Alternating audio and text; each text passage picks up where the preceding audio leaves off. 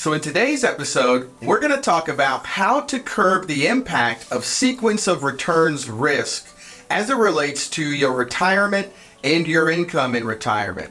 It's first important that we understand what is sequence of returns risk. So if you think about earlier in your investing years, or if you're 20 or 30 years old, if you were to just put together on an Excel spreadsheet 20 different rates of returns, starting with the same balance at the beginning and then assigning those rates of returns to those dollars at the end of those 20 years, you would have a certain amount of money.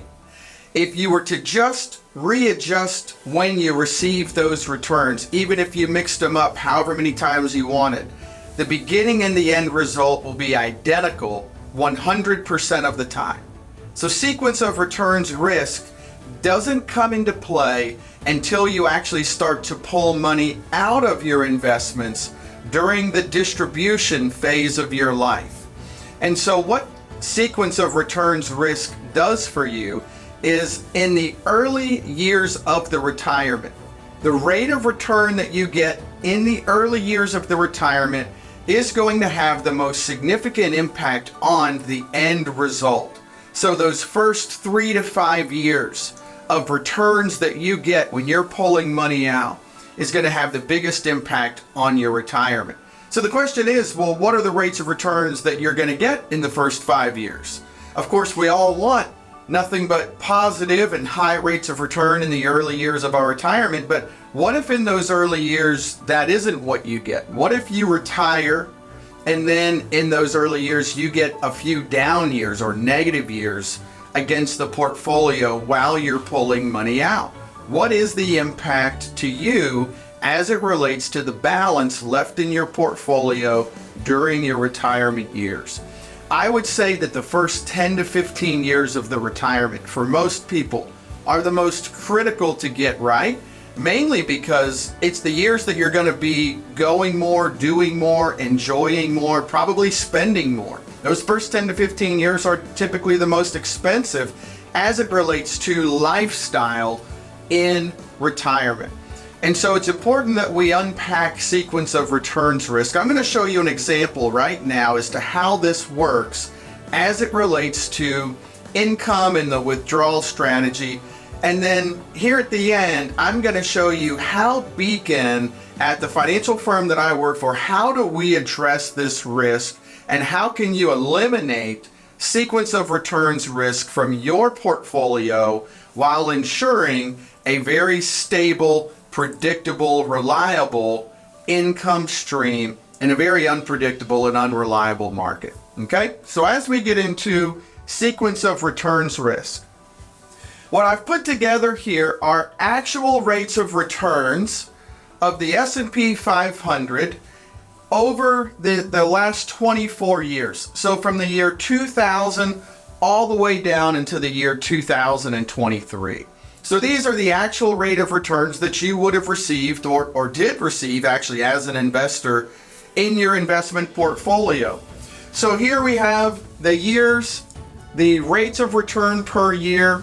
We've got $1 million portfolio that we're starting with. And then we're looking at a $48,000 a year withdrawal with some inflation built in on top of that. Looking at the impact of what would it have looked like for you to have retired in the year 2000 and been pulling money off of your portfolio during that time frame. Well, you can see here at the beginning, we start with $1 million. Right out of the gate, we have 3 negative years, 3 negative returns against the portfolio. So as we're pulling money off of our investments, not only is the balance going down because of our withdrawal, it's losing even more because of the loss that we're taking. So it's almost like we're double dipping against the portfolio value. But then we get some really strong returns. There's another negative year. I think what's important to note here, we're looking at a 24-year time frame, and of those 24 years, only 6 of them are negative. More importantly, the rate of return average over this 24 years is an 8.5% annualized rate of return. So if I were to ask any of you, what would it be like if you were able to retire and we could get you an 8.5% return on your average on your investments during those retirement years? You'd probably go, man, Dan, that would feel great. I'd love to be able to experience 8.5% a year on my investments. But if you did get 8.5% but didn't understand the importance of sequence of returns, in this scenario, right here in the year 2021, so we're only 21 years into the retirement, you're broke. You've run out of money, you've run out of lifestyle, you've run out of everything, right? Because of how important those early years were. So in the next scenario, I just took these returns and flipped them upside down. Okay, I didn't put new returns in there. These are the exact same returns, just with the 2023 year here and the 2000 down here. And in this scenario, same $1 million pulling $48,000 a year out. By the time we get down to the 23rd year, 24th year, we've got $7.2 million left. Same scenario, same returns, same 8.5%, same distribution, same everything is the same. The only difference is when we get the returns against the withdrawal rate. You can see the importance, and you go, which one of these would you prefer? Running out of money in year 21 or having $7.2 million left in my portfolio after year 24? Well, obviously, this is the scenario that we want. The question is, how do you get that? How do you ensure that the sequence of returns risk that exists does not impact your portfolio? Well, let me show you how we address this here at our company. So when a client comes in, I have replicated the same scenario that we're looking at here. Okay, I've got a client, both 65. They're going to draw Social Security at 65. That's bringing in $2,000 a month each. So that's over and above the withdrawal rate against their portfolio.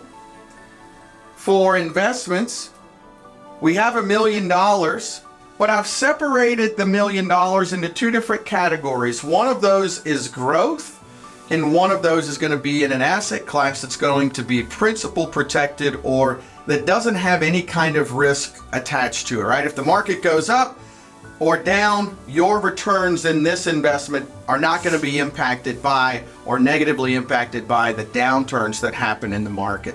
We want to know that we have a portion of the money allocated for income, security, predictability, right? All these things we talked about. Well, how do you have that? You make sure that you have proactively addressed that from the beginning. From a rate of return perspective, interestingly enough, I'm only using a 5.8% portfolio average.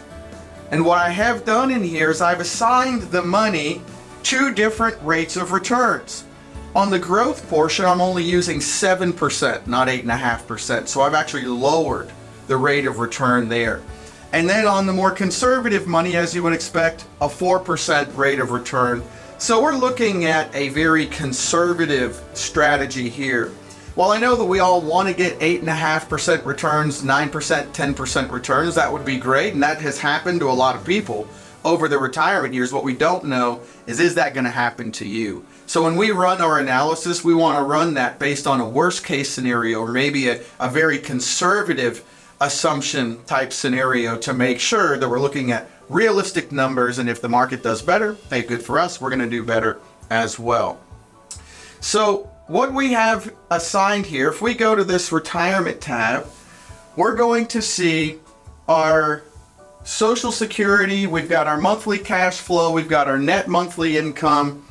And all the while here, the portfolio at that 5% plus return rate is actually still continuing to increase even based on that conservative return. You can see that in here, if you're wondering what these are, every so often we're going in and we're rebalancing the allocation, because essentially what we're doing is we are only pulling income off of the most secure and the lowest returning dollar that you own. If you think from a mathematical perspective, if you have accounts that are getting 8 to 10% a year, and you've got accounts that are getting, 4 or 5% a year because they're more conservative, you really never want to pull income off those high returners. You always want to pull income off your lowest returning asset, and just rebalance the portfolio continuously over time after we've had a good run in the market. So how does this address the sequence of returns risk? Well, if you've got the two allocations, one growth, one conservative, or principal protected. If I'm only pulling money off the principal protected account that cannot go up and down based on the stock market, that doesn't have market risk tied into it, the one thing that we need to get an average out of our investments is time. Because we don't know if those great returns are going to come on the front end or the back end, but if we understand that at the end of the day, the rate of return that we get, the average rate of return, doesn't matter as long as we're not pulling money off of that portion of the portfolio.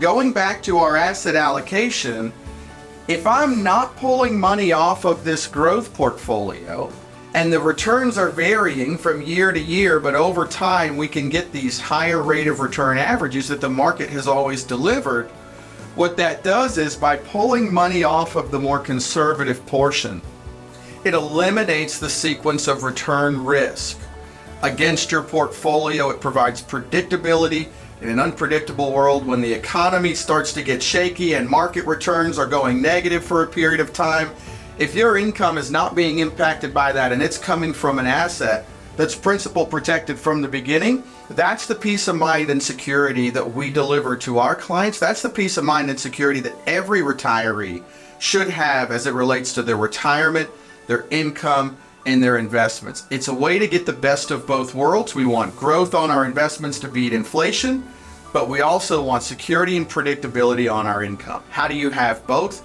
You build a plan that incorporates both and allows them to work and do what they're both designed to do. One which is deliver high rates of return over time, and one that's designed to deliver predictable, reliable income. So today, if you're looking at this analysis and hearing sequence of returns for the first time, or hopefully we're explaining it in a way that really makes sense and hits home, if you've never seen how to develop an income plan like this, I'd like to offer our income analysis. You can give us a phone call, you can click the link below, talk to one of the advisors here, and we'll show you exactly how we build plans just like this, but we'll cater it with specificity and all of the different specifics around your situation, your time horizon, your retirement income goals.